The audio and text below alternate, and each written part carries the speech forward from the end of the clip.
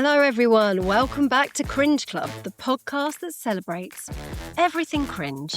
Now, it's been a while, it's been a few weeks, because what happened was I underestimated how long it takes me to write a book, promote a book, go on book tour events, and record and edit podcasts while looking after my children.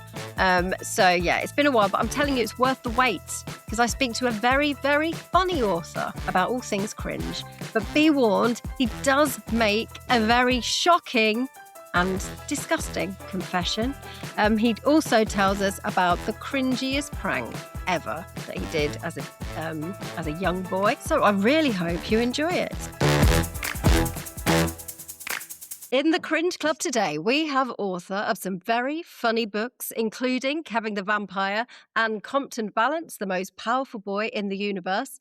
It is, of course, Matt Brown. Hello. Welcome to the Cringe Club, Matt. Thanks for having me.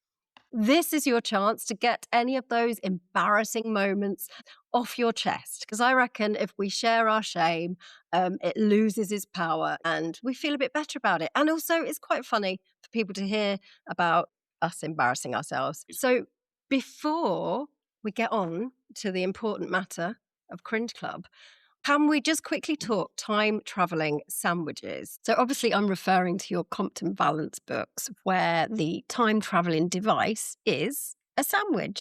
Yes. Because when my daughter was younger, we loved those books Great. much. That's nice. They was just so silly and just our sense of humour. Massively sophisticated, I think. You Oh, probably of course. really. That's what, you know, I'm all about sophistication. But I always said to my daughter, if I ever meet the author, I have to ask him, why a sandwich? Like, how did you come up with that? So here I am fulfilling that promise to my daughter. Yeah. So it was originally going to be a squirrel. Okay. And then my kids were, it was a really long time ago. It was probably I wrote those maybe about 12 years ago. And so my eldest son was old enough to have a book bag at school. Oh, yeah. And in his book bag, one day, as I was writing it and thinking about the time traveling squirrel, he came back and he had like a sandwich in there that had been left over from maybe about 3 or 4 days. Yeah. You know, I remember those days. And it was pretty grim. And then I suddenly sort of thought, oh, that would make a good time traveling device. I suppose something about the mold could be doing something. Yeah. It was one of those, it's a sort of a retrofit. I thought a sandwich and then I had to work out how it would operate. And so it was a case of the more you ate of the sandwich, the further back in time you went. Yeah, and then when you burped, you returned to the present. And that seemed that's feasible. That. It made sense to us. We didn't try leaving a sandwich, see if it works for us, but she didn't. Yeah.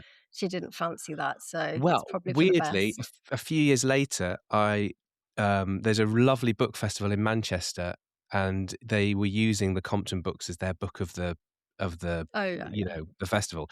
And so some scientists at the Metropolitan University of Manchester did the experiment where they left a sandwich for 3.5 weeks, or for 10 weeks, I think it was. Yeah. And I remember, and they showed me, and it didn't look anything at all. It just looked like a sandwich. But I remember thinking that my description of it, of the smell, which was like having 1,000 rhinoceroses all farting in your face at the same time, was quite accurate. Oh, really? Oh, Yeah. okay. Did it look particularly green and stuff? Or No, it just looked normal. It's like processed food, isn't it? It's like it just doesn't decompose ever. Yeah, I suppose. But I can't believe no one took a bite to see if they would go back in time, though. They missed a trick there. No, I wouldn't. I do. There is something funny about a sandwich. I don't know why. Like when I'm watching a scary film or something with my kids, I always find it really funny to tell them behind the creepy door. And if they walked in, it's just a ham sandwich, not a ghost. I don't know why. What's the worst sandwich you've ever had? Oh, the worst sandwich? I don't know. I often get asked in schools what my favourite sandwich is, and this is a genuine sandwich that a friend once told me about. It was the same friend who told me that if you eat a load of extra strong mints and then drink Coke and then breathe out, you feel like an ice dragon. which is true. But I'm trying that one as you've got well. to try it. But his recipe for a sandwich was white bread and then pickled onion Monster Munch and then Okay. Maltesers nestling in the claws of the Monster Munch and then bread on top. And there is something quite satisfying about the oniony, malty sort of Yeah, vibe. I can see that. I can see that actually. It would have to have you'd have to have white bread, wouldn't you? Definitely white You'd bread, have yeah. to. But then Yeah. when you go down the road of white bread, because when I was growing up, we always had to have brown bread. Yes, And for some because it's reason, more healthy. I carried on buying brown bread when I was a grown up. And Yeah, then I had kids, so obviously continue the brown bread thing. But the yeah. other week, you know what I did, Matt? I thought, you know what? I'm a grown woman. I'm going to buy some white bread and be damned. God And damn it. now I've ruined it now. Now the kids prefer it. No one will touch Yeah, the brown stuff, but it's no. just so nice. But I can see that with pickled onion Monster Munch, Mm. bit of the sweetness of the Malteser. Mm. Yeah, That's it's quite a taste good. sensation. It's the sort of Heston Blumenthal of sandwiches, isn't it? Yeah, I quite like that. I do like Yeah. a sandwich. I think in my 20s, I lived off sandwiches. You haven't really got a worst one because you just love. Just love all sandwiches. I even eat mouldy ones now. I just pick the mould off. Yeah, I do take the first couple of slices off. I must. I don't go as far as to eat the slice that's had the mold, I but think you I do so don't. many other disgusting things as a parent that Yeah, a that's bit of mould true. just doesn't touch the sides, really. That's true. I can't even. I can't even pick my favorite sandwich because I just love all sandwiches depending on the mood. Now I've got the white bread. You see, Matt. There's no stopping me. No, I think the I love worst it. sandwich I had. I once found a chicken foot in my Ooh, sandwich. It yeah. was a chicken sandwich, but a chicken foot. It was That's a like bit the too most much chicken though, isn't it? disgusting thing. I Yeah. don't know how it got in there. I don't know what happened. Anyway, let's get on with the cringe, shall we? What is your earliest memory, do you think, Matt, of feeling that sense of shame and embarrassment? Well, I got to preface this by saying that Okay. when when I told my family I was coming on and doing this, they they said, "All right, yeah, that's okay, but don't tell the Facebook story and don't Okay. and don't tell." So I've got a list of cringy stories, Yeah, brilliant. but there's You've got no by some of them. Are they yeah, the ones vetoed they're by the your they're the family? they're the forbidden ones, I'm afraid. They're the ones Um, I think we so I'm need to afraid I hear. can't tell you my Facebook photo story or the spilled coffee story or the unlikely kiss or the towel rail or the bus stop woman story. Oh my God. Maybe you can tell me one day. Off the record, Maybe. they Yeah. say. Yeah. I was thinking though, my earliest memory of cringe, I think, school definitely. Yeah. And but I think that probably it's other people's cringe that I remember first. And so I've got vivid memories of being in Cardiff. I grew up in Yeah. South Wales, in shops in Cardiff. We lived in little sort of villages and things, and so going up to the big city was always like Very wide eyed, exciting. Yeah. and we'd go into a shop, and every single shop we went into, either my mum or my dad would tell the shopkeeper that wherever we were, that the same thing was cheaper down the road and they could find it cheaper. So why would they pay him more? Oh God. Or they'd be asked for their address as they went to pay, and then they'd put up this massive sort of defense of why did they need their address, and they didn't want to give their address. And so there were those moments where I was sort of like, I felt just absolute burning The cringe. embarrassment Yeah, of being because with of your because of other parents. people. Yeah. There was there's a, there's a, there was a time when I was sort of, I don't think I wasn't really being bullied in school, but there was an older kid who lived in my village who I had a very odd relationship with, in that sometimes we'd be quite friendly, and then other times he would pick on me because Yeah. he was just much bigger. And so, and so I can only imagine I'd been reading some like Famous Five or something like that, and I decided to take matters into my own hands. And so I found a packet of cigarettes on the floor, and I remember that they were Benson and Hedges cigarettes Oh yeah. in a gold The wrapper, and gold ones. I Yeah. had some felt tips in my bag, And I just wrote on the packet of fags, Ben's fag, or Ben's pack. And then, I went and knocked on his door, and his mum answered, and I said, "Oh, Ben dropped these. Oh, that's hilarious. Can you give those to Ben?" And then just walked off. And I'm Oh, not sure God. if I don't know if that's cringe or not, but it was definitely like days, Definitely like is. definitely afterwards, I was thinking, "Oh God, what on earth have I done? That was awful." I think it's cringy in the way you obviously thought this will get him. This is like a Yes. really good trick. But I Yeah. think what you gave it away by writing Ben's fags on it, because I think, and then Unnecessary because you were detail. taking, yeah, exactly, you were taking it to the mum anyway and saying these are Ben's, but like you wanted to make doubly sure and put Yeah. Ben's did Ben react to this? What did he Yeah, I mean, do? it didn't help with the whole bullying situation. It didn't pan out quite as I imagined. But I can't really remember. I do just. It's one of those moments that just sticks in my head. Is like, Yeah. oh God, what the hell was I thinking? And then there But was another time, a bit later on at school, and this is another moment that I sort of burn with shame slightly about, which is where and the preface to this is things I'm not ashamed of at all. yeah. Which is that I remember reading. Do you remember the Blow Monkeys, who were a Rings a band in bell. the I 80s? can't. That's probably a bit before your time, No. isn't it? Obviously. No, yeah, I can't remember them. So the lead singer of the Blow Monkeys, I can't remember what his name was. I remember reading an article with him where he said that for the first sort of 15 years of his childhood, he thought he was gay. Yeah. And that really chimed with me as a kid. I was sort of very fluid, I suppose, in sort of like fancying people, and so for a long time thought I was gay, and in the 1980s, like the world was not kind to LGBT No. people. Yeah, I was going to say it was a different time. Different times. Different time. And and so, but as I was getting older into my teenager, I realised that I wasn't gay. Yeah. But there were things about me that some people in my school would use to sort of, to kind of, take the piss out of me or whatever. Yeah. Things that I liked, I liked theatre and art and things like that, and didn't like rugby. And if you didn't like rugby in South Wales in the 1980s, then Yeah. you were Yeah. obviously gay. And so there was a moment where I'd been sort of like hounded by people to a point where I just said I was saying this to a friend of mine. I can remember saying specifically, by the way, Richard, I am not gay actually. And as I said that, my French teacher turned his head, and I hadn't realised he'd been standing in front of us, and he was a horrible guy anyway. Yeah. He just turned around and looked at me and said, "Are you sure?" And then walked off. And I was sort of left with this like, oh God. Oh, so you just You know made what I the mean? It was like, situation worse. Yeah.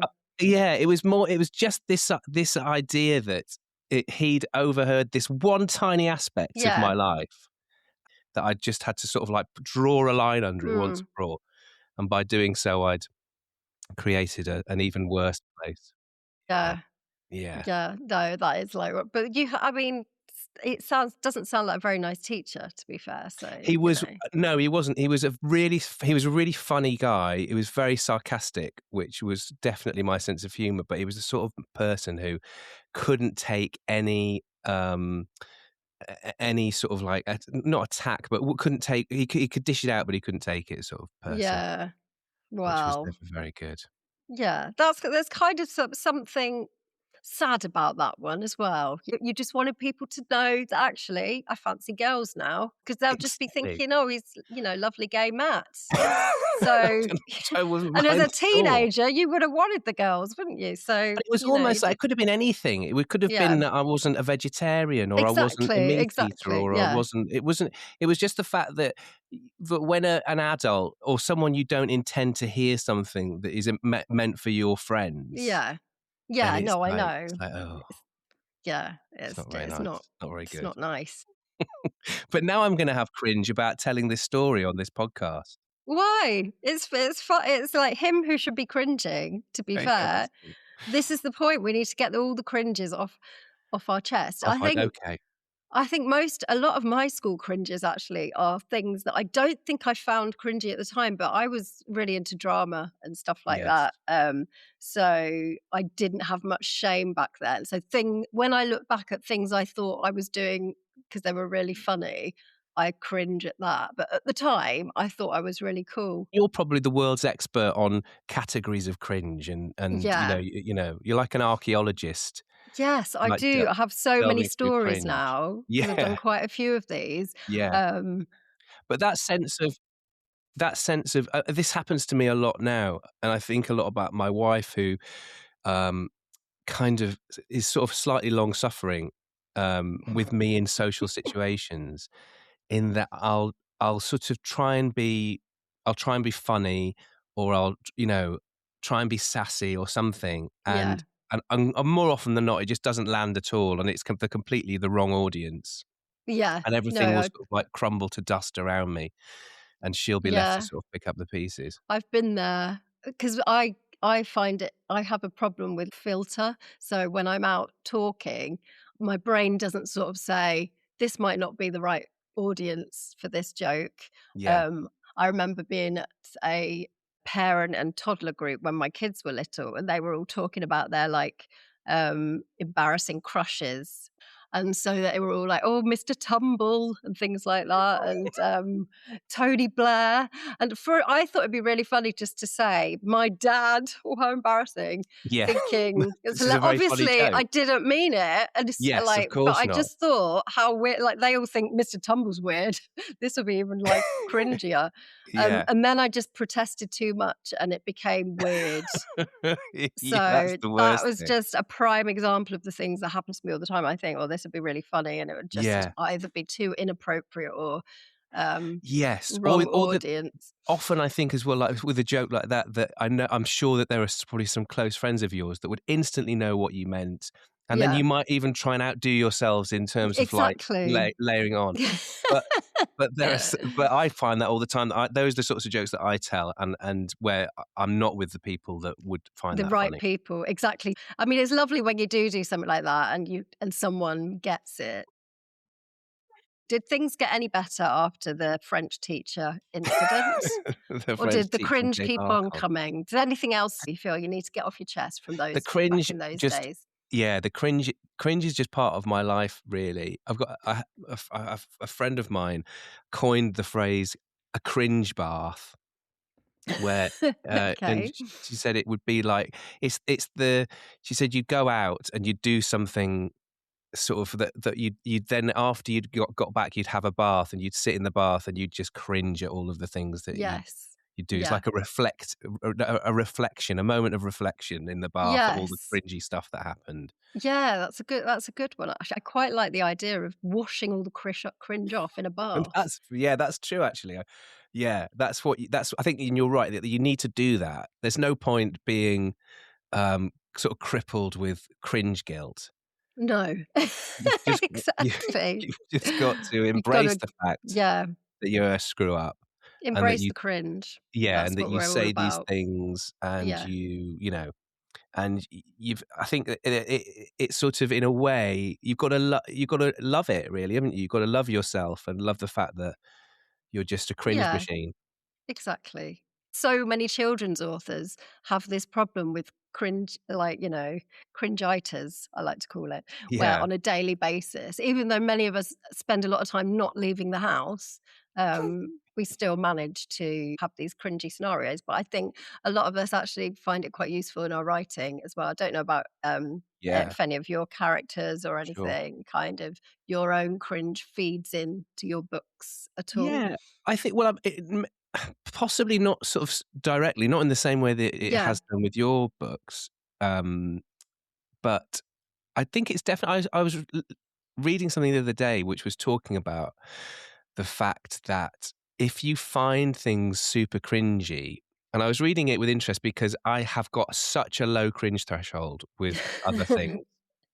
So if I'm watching a TV show or a film and cringe is happening, I literally have to leave the room. I can't deal with it. My eldest daughter's like that. She can't watch anything where everything keeps going wrong or the Yeah. person is getting more and more cringy. She has to leave the room. So I So think some people are these almost like empaths of cringe. that's what this thing was saying. It was saying that Yeah. you're just really empathetic, and that you take on the shame of the person that is having the thing, is the cringe machine in the scenario. And so I don't know why, but I've found it always really hard to deal with other people's cringe. I find that almost harder than it is to deal with That's myself. so funny. I don't think I have that problem. I quite like it because it makes me feel better about my own stuff. I'm like Yeah, relieved someone else is taking the heat for once, and it makes me yeah, feel like I'm a bit cooler. So I'm happy with that. But yeah, I do know a few people who have this. It's a genuine thing. definitely. Yeah. Um, so I suppose you can feel the cringe of the characters you're writing Yeah, quite a lot. you feel like I feel like I am empathetic. I'm one of those people who will always be looking to see why somebody's done something. Yeah. Um, so where are we? Have we left school yet? What's the next cringe on your hit list? Yeah, we've left school. Did you go to university? Did you get a job? You got any cringes as a young man? I went to university and I found that amazing because I could sort of change myself. And so, for example, at university, I was always math to my friends. Okay, And then okay. my granddad, he was the only person who called me Matt, and I really liked it. So as soon as I got to university, I called myself Matt. Oh, So I sort okay, of, right. do you know what? So This is not cringe or anything, but so my mum died about 18 months ago, and oh, sorry to hear her that. name was Liz, and she always spelt it with an S, Lis, and she was fiercely proud of this. So she would always Yeah. like correct people. And then in going through her stuff, we realized that she was a Liz with a Z. She was christened a Liz with a Z, and like was Liz with a Z for years into her life. Oh You my sort of think, God. why did she want to change her name like that? But so maybe that I've inherited some of that from her. Maybe, but I think there is something in that. Like when I was at school, I hated Emily Jane. I found Yeah, it a bit. I thought it sounded too posh and girly, so I yeah, always would call myself just Emily. Um, but when I left, I was like, I'm reclaiming my yeah. Jane. So I went. So still, people now like will call me Emily, and it feels weird now because it's been so long. What Like do like really old friends I are was gonna like, say, "Hi," what do it's just super old weird. friends call you? Yeah, they will say well, M M actually now, but, MJ. mum and dad say M. But there was a girl at school called Emily who picked her nose and ate it. So that kind Got of you had right put me off. off. Yeah, because the teacher used to say, "Stop picking your nose, Emily," and people would look at me. I What? was like, "No, it was that one. It was the other one." I'm Emily So Jane. so when I left school, I was like, "Do you know what? I'm finally getting that nose picker out of my head." Yeah, So, but now to most people call me, Emily Jane that's or good. EJ. So anyway, But sorry, back to your story. So you're at no, I was university. just saying that I sort of reinvented myself. But I remember the very first night, sort of like when you've sort of made kind of proto friends, Yeah.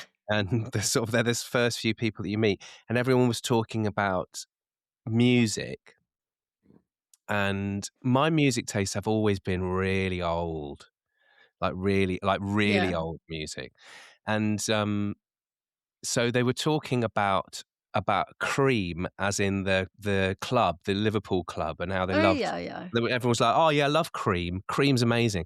And I had heard in my head that they say, "Oh, we love Queen," and so I love Queen, and Yeah. so they would said that I love Cream, that Cream's brilliant, and I'd said, "Yeah, what's your favorite album?" My favorite, my Oh god. Bohemian Rhapsody was my first record.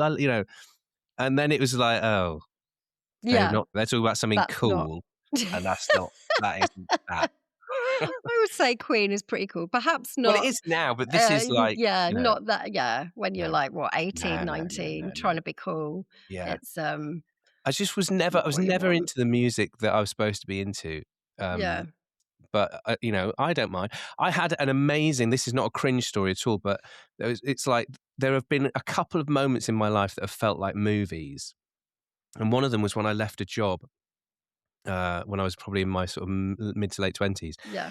And it was at a bar. I was outside leaving to at a bar, and there was a point where everybody wanted me to say some words, and I didn't really have anything to say, so I just started singing Bohemian Rhapsody, and I started singing "Mama Why just not? killed a man," and from as soon I did the first line, and then somebody joined me on the second line, Oh, I and was then going to by about say, the I hope fourth someone line, joined in. everybody was just singing Bohemian Rhapsody. We all did it a cappella the whole sort of 7 minutes.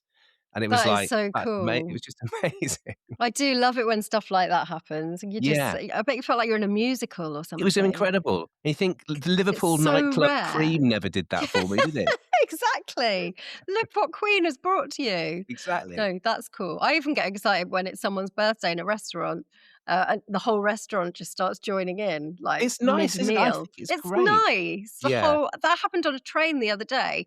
The conductor, he'd said, "Oh, it's a little girl's birthday who's on the train today, going to London for her birthday."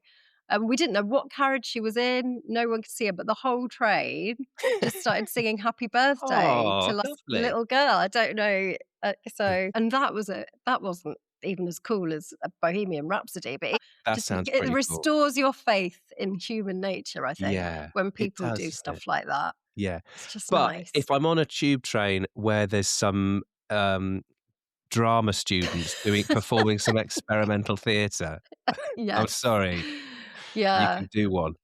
I was one of those drama students, so I have to be Well, nice to my them. son is now one of those drama students. Is he? I mean, to be honest, I did English and drama at university. I realised everyone else that did drama seemed to be massive geeks. I took it really seriously. Yeah. I was in a group once for this performance art subject, and their really good idea, and they were really profound and intense about this, is that we would collect lots of sandwich packets. Yes. And then just go to the town centre, like build like a wall out of these like pre-packed sandwich things, and just see what people's reactions were. Yeah. So, and I think we just had to say different fillings of sandwiches. See, sandwiches are always in my life somewhere.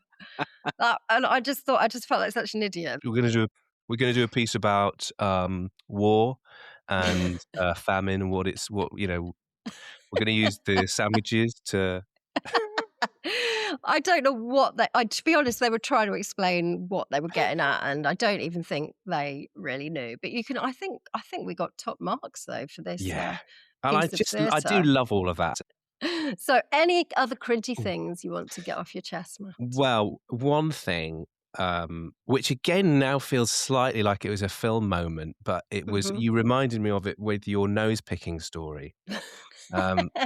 Because it wasn't me. It wasn't me. My whole life, I've been a nose picker, Emily Oh, Jane. Matt, you haven't. It's a terrible thing to confess. That's so bad. Yeah, I do have a rule though that it's never my own nose that I pick. It's always someone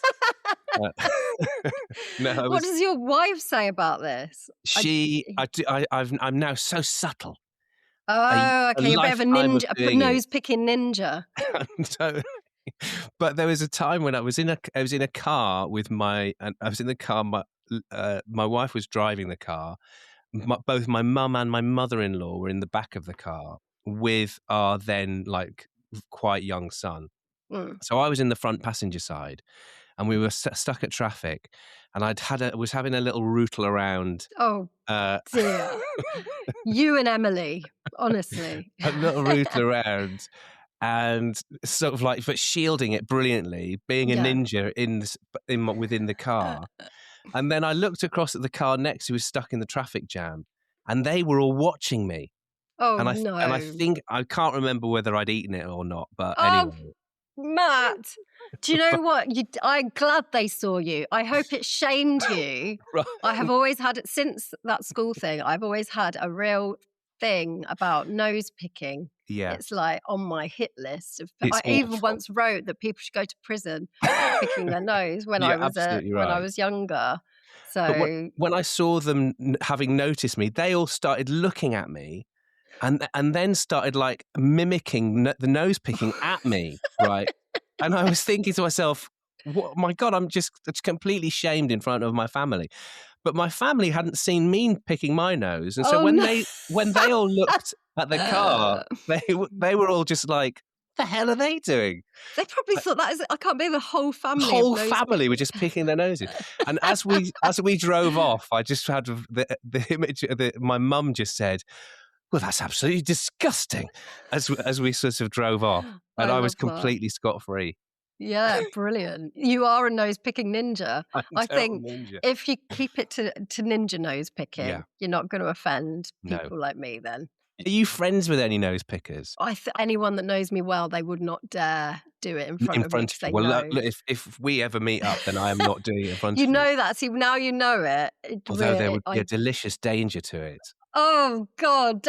For some reason, I always manage to look at someone, just people I don't know, like on a train, just as they're going in for a pick, or someone who spits on, people that spit on the floor. Yeah. It always happens. I was telling my daughter this, my youngest, the other day. I was like, I don't know why. Why is it when I always happen to look at someone just as they're about to either pick or spit? And she was like, well, maybe it's you. It's you look at someone and it makes them pick or spit. I was like, I didn't think of it from that point of view. Yeah. So maybe I have this power. And I'm looking at them and it sends them some kind of vibe. But I'm the same. Whenever I see somebody pick their nose, I'm just like, that's so grim. Exactly. Well, there you go. I think this should be, a new era for you. Yeah. Just I agree. carry it. You're the right age for carrying a little hanky up your sleeve. This is what I'm only 52. That's what I'm you not need bloody to do. 72. Yeah, but start now. Otherwise, when we get old, don't our noses get bigger? We'll have massive nostrils. You'll be there all day. So are you including me in the when we get old? Yeah. Okay. When the general we, I hear that your nose carries on getting bigger. So just get that hanky. No, okay.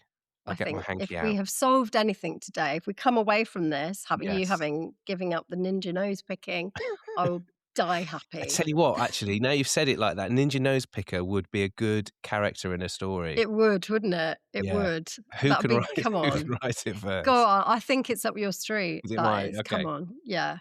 But I can't. What about if it's not a finger, if it's like a pen or something? A pen? Who's picking with a pen? I thought... What the hell? Come on, you must shove the pen up your nose. No, nothing goes up these nostrils except tissue. That is it. But is a tissue picking your nose? No, because you're not touching it with your flesh. You're just. But a pencil isn't touching it with your flesh. Oh, God. Do you know what? I'm never going to borrow your pen or anything. Chopstick or something like that? Is that a thing people do? I don't know. Is it? Well, I think this is a whole new chapter for your book. There can be other people that pick their nose with other things. But I really want to get off this subject now. No, fair enough. We've dwelt on it for far too long. I'm going to have nightmares now about ninja nose pickers taking over the world. So I hope you're happy about that. I feel like I may have dampened our what could have been a beautiful friendship. No, as long as I never see it. And I just convinced myself that, what has happened is you've just given up. That's it from this day forward. I can handle it. You can do this. You can do this.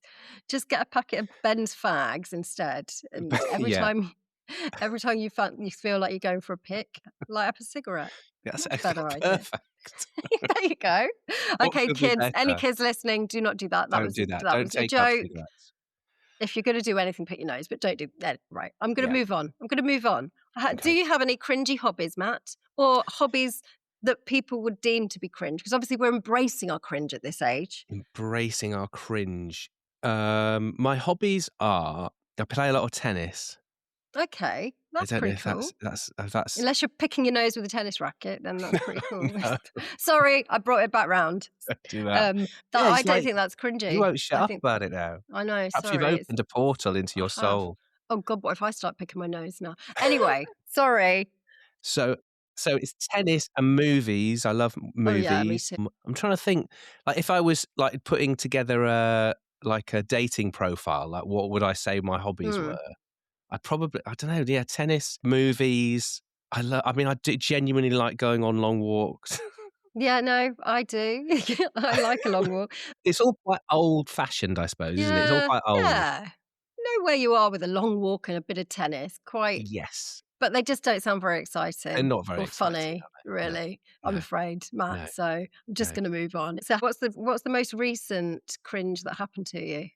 It's like I was saying, there's nothing that I can think of. I just know that pretty much every time I go out, particularly so I live in quite a small village, and there's quite a lot of people. There are some absolutely lovely friends here, but there are some people who are quite sort of straight-laced, maybe, Yes, yeah, yeah, and a little bit sheltered, perhaps. yeah. And so when I go in with my sort of two-footed, dark, dark humor, want to talk about death and whatever, Nice, yeah. then sometimes it doesn't quite work out the way I'd hoped. Because I walk my dogs pretty much every day. Because like you, I work from home.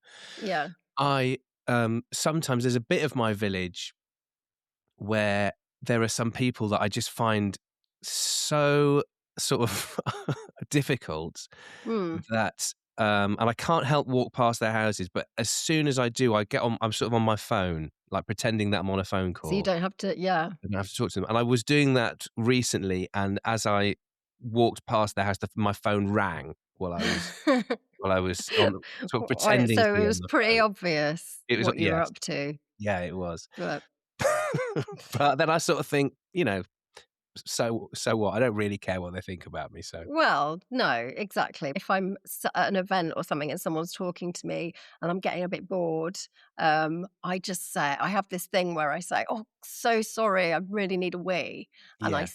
and then I don't find them after I've been to the Oh, toilet. that's good. So that's my tactic. So you can have that one if you That's like. good. One of my Just you, favourite ways of so I'm a big fan of the French exit okay. What's from that? I don't places. know that. It's where you're at a party and then you just leave. You don't tell anyone you're going. You just leave. Oh, okay. You just got, yeah, Just go. disappear out Yeah. into nowhere. And often it will be you'll say, "Oh, I'm just popping to the loo," and then you go. Just got, yeah. I'd rather do that because what I Mm. hate is doing all the The kissy goodbye, goodbyes like and yeah, bye, bye, and then yeah. people will get into another conversation. Perhaps for school visits, you could just do that for, when you've just had enough. Yeah, yeah, You just yeah. but you'd have to have your sort of you'd got to make sure you got all your stuff with you. Yeah, that's the That's only the problem. thing. You can't quite exit as No, well in a no, school, can you? not So really. sometimes the question and answer session can like go on. I'm looking at the teachers thinking, I've got to catch a train in a minute, and the kids are now asking questions like, Yes. Do you get ever get have you do you get ever get any cringy questions that make you cringe from kids? yeah, all the time. Like, what have you So had? I had before the Cringe Club books, which are my new ones, I wrote ones called The Beast of Knobbly Bottom. Oh, I love So those. did you? They were Thank you. brilliant. They were really fun to write. But so if I get questions, once had a question where a boy said, did you call it knobbly bottom because you don't like your bum?" And Mm, I was like, which in itself wouldn't have been too bad because I make a lot of bum jokes in my events anyway. yeah. But I just made it sound a bit wrong. I was like, "Oh no, I've got a perfectly nice bum, see?" And I was like, going, a 8-year-old boy, my bum, that was so Yeah, weird. See, that it is a could have bit I weird. should have just said, "Oh yes, it's a knobbly bum," or something like that, but no. So that was probably me being cringe about Yeah, just what maybe. should have just been a nice question. I've sort of bit that's reminded me of a time when I don't do this anymore because of this incident. I used to tell kids what my 2 favorite jokes were, Okay. and one of them, has a dead cat in it. And, I was just and it always makes it I've known this joke has been, like, part of my life Yeah, forever, and it's where there's, like, a family are driving down a road and late at night, and they go over something in the road, and when they stop and look back, there's a dead cat behind the car, and so they go to yeah. their nearby house, and they say knock on the door, and they say, "We've just run over a cat, was it yours?" And the woman said, "Well, what did it look like?"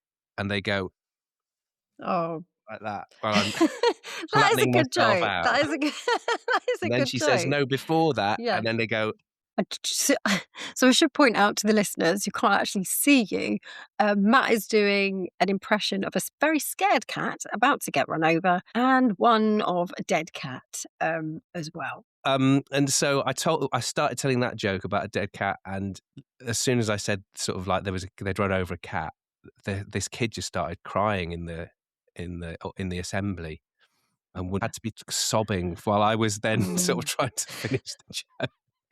Oh no, So, because I bet, yeah, what if their pet cat had just died or yeah, so I think something? that's exactly what happened. So I don't tell that joke anymore. No, it's Um, not worth the risk of just that one. I bet most of the kids will laugh. yeah, Um, but yeah, that's a hard one. I don't tell it anymore is because that the girl really screwed up my ending, so Yeah, exactly.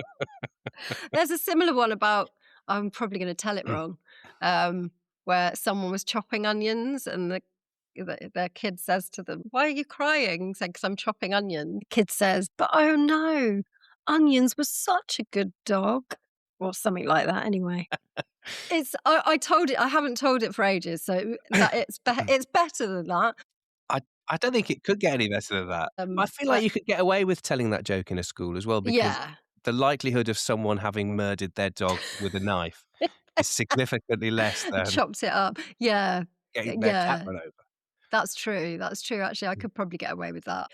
But anyway, I've just realized I've taken up so much of your time. Is there anything else you want to get off your chest before you go? No, You thank think, you. how do you feel now you've got these cringes off your chest? Do you feel any better? I feel do, I do you feel feel good. shamed It's good to that talk. I've shamed you for your nose picking? How do you Yeah, feel about that? what being Sorry. that's okay. Just- That's it's okay. I've made my peace with being grim. Well, there you go. Embrace Yeah, the grim. I'll yeah, embrace my cringe. You embrace your grim. yeah. So, what have you got coming up, Matt? Are you what's any more books in the pipeline or Yeah, anything? I've got some books in the pipeline, that I haven't started writing yet. We're just sort of, rather boringly agreeing the terms and conditions of the contract. But I'm looking forward to starting to write those, and then there's some other things as well. I'm writing a play as well at the moment with Yeah, I saw somebody. that on Instagram. Is it based on the Mab book Yeah, that it's you based did? on this book called The Mab, so which is a retelling of the Mabinogi, these sort of Yeah, ancient I sort of think I British folk stories. yeah.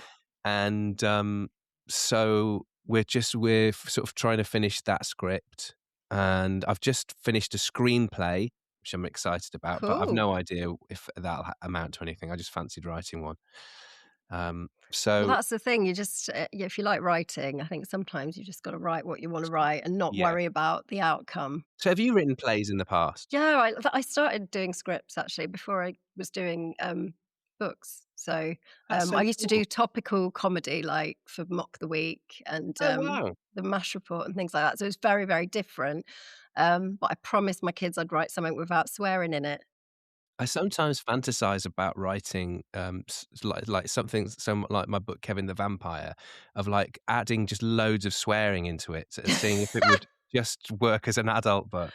I think that's a great idea. I've thought about that about Cringe Club actually, because I have Yes. because it's written in like a group chat Yes. of these three kids sharing all their cringy embarrassments. So I always think I'd like to do the same. But Kevin the Vampire would be even funnier with swearing in, I think. Just lots of swearing. Do it. Maybe you could have him go as a grown up, and he Maybe. just becomes a bit of a very nose picking git or something. Yes. But Do I mean, it. he's in the books, he's nearly 11. Actually, it's a bit young. My kids started swearing properly when they're about 15 or 16. You did well. We have never sworn so much as we do in our house now, Yeah. because It's it's sort of allowed now. when it's allowed, yeah. Yeah, Weirdly, I think mine, because I do swear, unfortunately, but not in a horrible way. I'm quite clumsy, so my kids yeah. often hear me downstairs broken another class, like for F's sake and everything. So they've always kind of heard that, but weirdly, they don't. Yeah, they don't swear very much. They're Yeah. 13 and 14 now, so that could all change. My daughter's given me the finger a few times when she thinks I'm not looking behind my back. But what she doesn't know is I've been doing that behind her back since she was Yeah. 2. So Yeah. only when she's being irritating. Yeah. Bless her, But in order to irritate you, all she's got to do is start picking her nose, though. It's simple, isn't it? Honestly, it's a very serious phobia because I remember having kids and I had a genuine panic that my kids would end up picking their nose Yeah. and I'd have to get them adopted or something because I wouldn't be able to handle it. But thank God I have never Thank God seen they them pick their didn't. nose. I No. know. So anyway, it was really nice to meet you It was and so nice to meet you. good luck with the screenplay and the Thanks. play. Thanks I very shall much. look out Good luck for with it. the cringe. Thank you. See you soon. Yeah. Thanks again to Matt for joining me on the show today. It was lots of fun. Do go and check out his books, Kevin the Vampire and Compton Valance, among others. I hope you enjoyed that. I hope it didn't make you feel too sick. It was a little bit triggering for me, have to admit, but it was worth it because Matt is very funny. Anyway, I better go and get on with my massive list of things to do. But keep on cringing, everyone, and I'll see you next time.